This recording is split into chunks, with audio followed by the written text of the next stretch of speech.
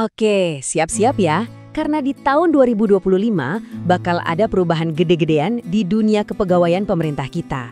Nah, buat ribuan tenaga honorer di luar sana, masa depan mereka sebentar lagi akan diatur sama sebuah aturan main yang baru. Dan ini penting banget. Pertanyaannya sebenarnya simpel aja, tapi dalam banget maknanya. Setelah bertahun-tahun mengabdi, akhirnya mereka bakal dapat kepastian status dan gaji yang layak nggak? Ini pertanyaan yang udah lama banget menggantung di benak banyak orang. Dan kayaknya nih, jawabannya udah di depan mata. Hadir dalam bentuk sebuah kebijakan baru yang benar-benar bisa mengubah segalanya. Sebuah aturan yang bukan cuma ngomongin angka, tapi juga soal harapan dan kejelasan masa depan. Oke, kita masuk ke bagian pertama, era gaji yang baru.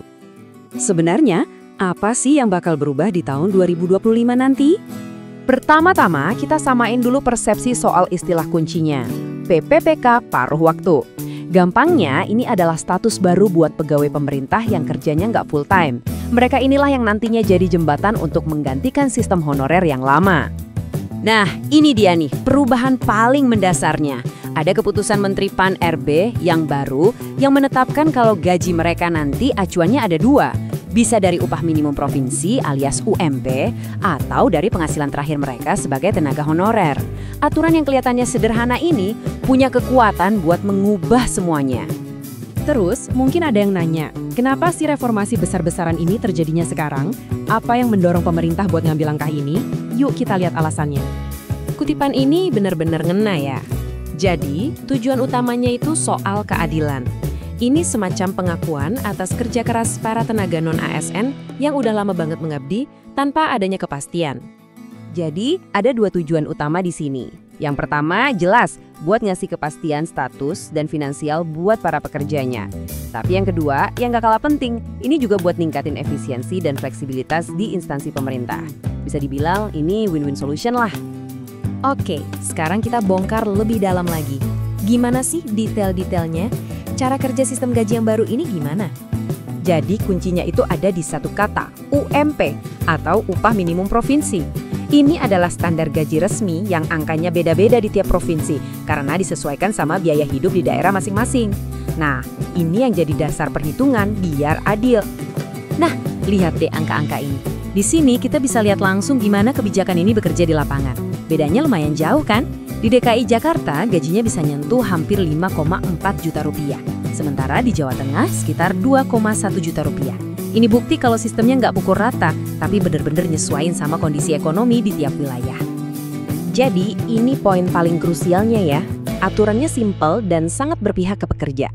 Gaji yang bakal diterima itu antara UMP atau gaji terakhir mereka. Mana aja yang angkanya lebih tinggi. Ini jaminan biar nggak ada pekerja yang gajinya malah turun gara-gara aturan baru. Sekarang ada satu hal yang penting banget buat kita luruskan nih. Walaupun sering disebut setara, gaji PPPK paruh waktu itu bukan berarti sama persis atau identik dengan ASN penuh waktu. Bedanya di mana? Yuk kita lihat. Bedanya itu ada di cara ngitungnya. Kalau gaji ASN penuh waktu kan ditentukan dari golongan dan masa kerja. Nah, kalau PPPK paruh waktu, gajinya itu basisnya jam kerja dan tugas yang dikerjakan. Makanya jauh lebih fleksibel, rata-rata sekitar 4 jam sehari. Tapi jangan salah sangka dulu. Walaupun struktur kerjanya beda, penting banget buat dicatat kalau hak-hak dasarnya tetap dijamin. Mereka tetap dapat perlindungan kerja, tunjangan, dan yang paling penting, kontrak kerja yang jelas. Oke, sekarang coba kita lihat dari kacamata yang lebih luas. Apa sih arti dari semua ini buat para pekerja, layanan publik, dan buat Indonesia secara keseluruhan? Buat para pekerjanya sendiri, ini bisa jadi semacam revolusi kecil loh. Ini bukan cuma soal gaji, tapi soal ngebuka jalan ke status formal, memperkecil jurang pendapatan antar daerah, dan bahkan ngasih fleksibilitas buat mereka kalau mau lanjut sekolah atau cari kerjaan lain. Nah, buat layanan publiknya sendiri, manfaatnya juga nggak main-main. Anggaran negara bisa dipakai lebih efisien, pemerintah bisa merekrut tenaga ahli buat kebutuhan tertentu tanpa harus angkat jadi pegawai tetap, dan ya, ini adalah langkah strategis buat ninggalin sistem honorer yang udah ketinggalan zaman. Kutipan ini benar-benar nunjukin visi jangka panjangnya. Jadi, kebijakan ini bukan tujuan akhir, tapi sebuah jembatan. Jembatan untuk menuju aparatur sipil negara yang lebih modern, yang kerjanya benar-benar fokus ke kinerja dan profesionalisme.